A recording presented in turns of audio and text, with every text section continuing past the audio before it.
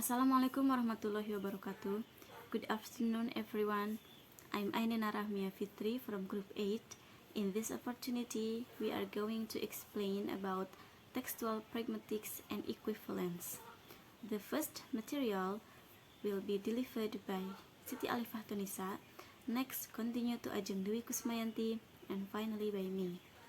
To the first presenter, time is yours. Today I will explain about translation properly defined. Kohler proposed the following working definition of what he takes to be translation.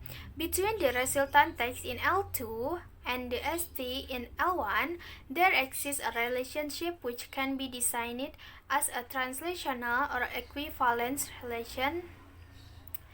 Note that translational or transitory can be glosed as strictly pertaining to translation as opposed to, say, original writing, and might thus be seen in terms of an equivalence relation that is different from the kind of relation obtaining under such as condition as the referring text in summarize or explaining in a dictionary entry.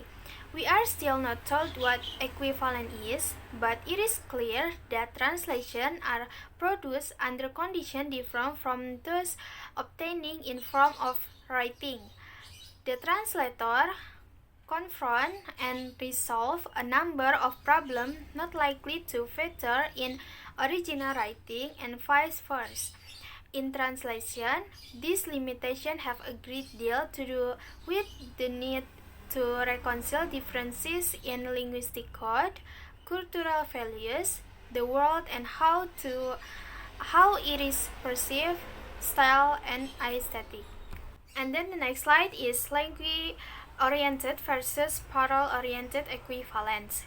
In trying to work out a nation equivalence that steer clear of either extreme, the narrowly quantitative approach versus the open-ended text and beyond view maintain a distinction between formal similarity at the level of virtual language system and equivalence relation obtaining between text in real time at the actual level of parole. One way of reconciling the two extremes of language versus parole-oriented approach to the translation is to define equivalence in relative, not categorical terms, and in hierarchy, not static terms. That is, equivalent is not an either-or choice, nor it is an if X then Y formula. Translation approach informed by pragmatics as the study of intended meaning are ideally suited for this dynamic view of equivalence, and the model of equivalence proposed by Kohler, it is an excellent example of an approach that is variable and flexible in accounting for relationship between the comparable element in the SL and TL. I will explain about equivalence, double linkage. Within the equivalent model to be outlined in this section, the scope of what constitutes an equivalent relation is limited in a number of important ways.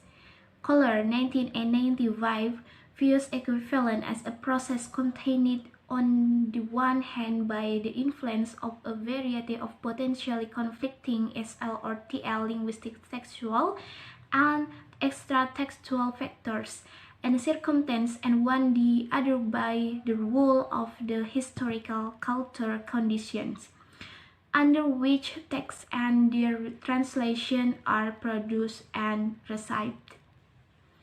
Equivalence relations are differentiated in the light of a double linkage, first to the ST and second to the commutative condition on the receiver side. A number of what Kohler specifically calls frameworks of equivalence emerge. Linguistic textual units are regarded as TL equivalents if they correspond to S element according to some or all of the following relational framework of equivalence.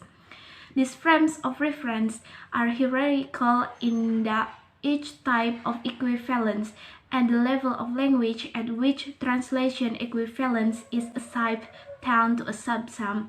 In this case, retain and add two features of the preceding level. The example, according to the sentence, I have wanted for years to get Mrs. Thatcher in front of my camera. As she got more powerful, she got sort of sexier. Newsweek, 21 May 2001. Number 1. Equivalence is said to be fully achieved if SL and TL words happen to have similar orthographic or phonological features. This is the ultimate formal equivalence, where a SL form is strictly replaced by an additional TL form. Focusing on sex here, we need a language which deals with this item in the same way as many languages do with English words like strategy. Obviously, this does not seem to be possible in the case of sexy, which means that we have to move up one level in the equivalence hierarchy. Number 2. When formal equivalence from either unattainable or insufficient, we tend to aim for the next level of referential or denotative equivalence. Here, a SL form is replaced by a TL form that basically refers to the same thing. At the face value, this is possible to achieve with the majority of words in any language.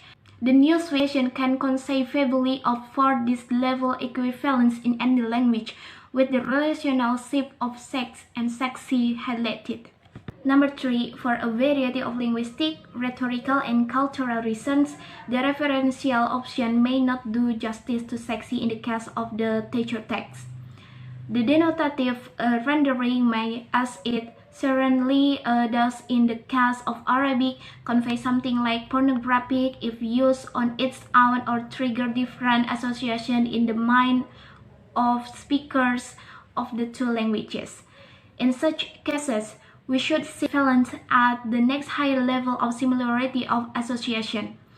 This is connotative equivalence, which in the case of sexy might yield a TT element which links sexy, say, with attractiveness. Number 4. A connotative option goes some way toward a solution of the problem sexy in Arabic, but still falls short of an optimally satisfactory rendering. In this language, the semantic element attractiveness can convey association with the physical term gravity that are too direct and scientific for this context. Here, we should seek equivalent at the higher level of textual context. I'm for so-called text normative equivalence. Textual norms are conventions which go beyond connotation and which enable us to work with the kind of language that is typical of a certain kind of text, a mood writing, and certain attitude. To account for this level of equivalent in this case of sexy or sexual attractiveness, for example, we need to bear in mind the commutative purpose of the ST and the use for which the TT is intended.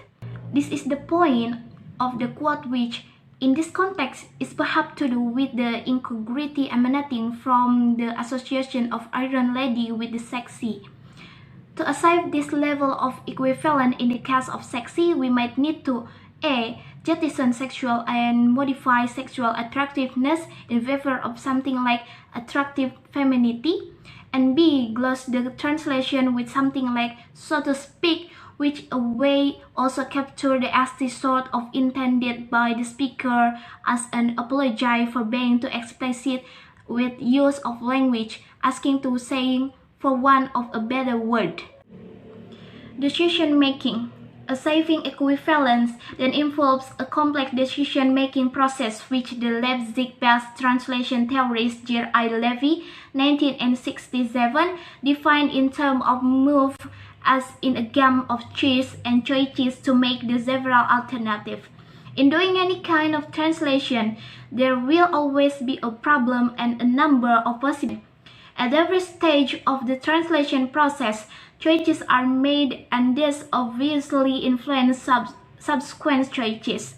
At one level, this may be illustrated by colors typology and equivalence relation, with the translation opting for one kind of equivalent framework, then eliminating this option if it proves unworkable and trying out the next higher level frame of reference.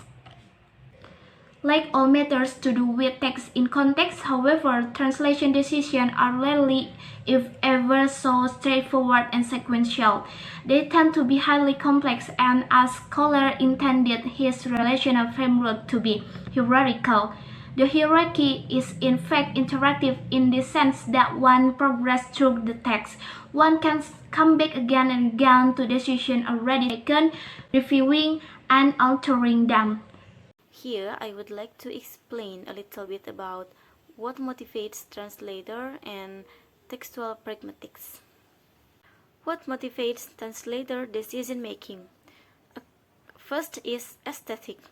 According to Levy, 1967, this hierarchical, iterative nature of decision making, in this case, how decisions can be reviewed up and down the hierarchy, which decisions are overriding and which are minor, is often driven by a number of fairly subjective factors, such as the translator's own aesthetic standards. For example, preventing war. For the United Nations, there is no higher goal, no deeper commitment, and no greater ambition than preventing armed conflict. The main short and medium-term strategies for preventing non-violent conflicts from escalating into war and preventing earlier wars from erupting again are preventive diplomacy, preventive deployment, and preventive disarmament. The second is cognition and knowledge. A factor that is less subjective than aesthetics is the translator's own socio-cognitive system. In this case, the translator's culture and system of values, beliefs, etc. This plays an important role in informing translation decision and thus confirming the hierarchical, iterative, and relative nature of equivalence relations. For example, mismanaged Algeria. These strengths are being wasted. Some 180,000 well-schoolled Algerians enter the job market every year. Yet a whole-blood economy adds only 100 new jobs a year, and some 45% of these involve working for the government. Coming from an oil-rich Gulf state, the student translators could not socio-cognitively see how or why working for the government should be abysmal, as intended by the ST. The third is commission. This raises issues of translation, scopus of purpose, loyalty, and conflict of interest. We can now refer to the sense of purpose specifically as the purpose of translation, and distinguish it from the purpose of translation, which has to do with the skill involved in translating within a particular professional setting. For example, subtitling. The nature of the commission is a crucial factor in defining the purpose of the translation. For example, in translating a press release for the radical Palestinian group Hamas, reporting one of their suicide bombings and talking eulogistically about the carnage they caused, the translation brief had to be renegotiated with Hamas, who commissioned the translation. Textual pragmatics. By far the most concrete set of criteria for effective decision-making seems to be grounded in text type.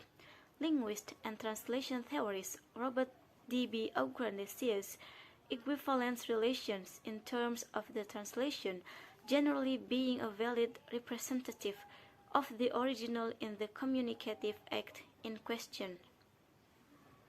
For example, Newsweek. It is a bit odd, isn't it, that a journalist who was held captive by the Taliban would, several months later, be converting to Islam? Ridley, I know, you couldn't make it up. It is strange. That's all from us. Thank you for nice attention. Have a nice day everyone, and wassalamualaikum warahmatullahi wabarakatuh.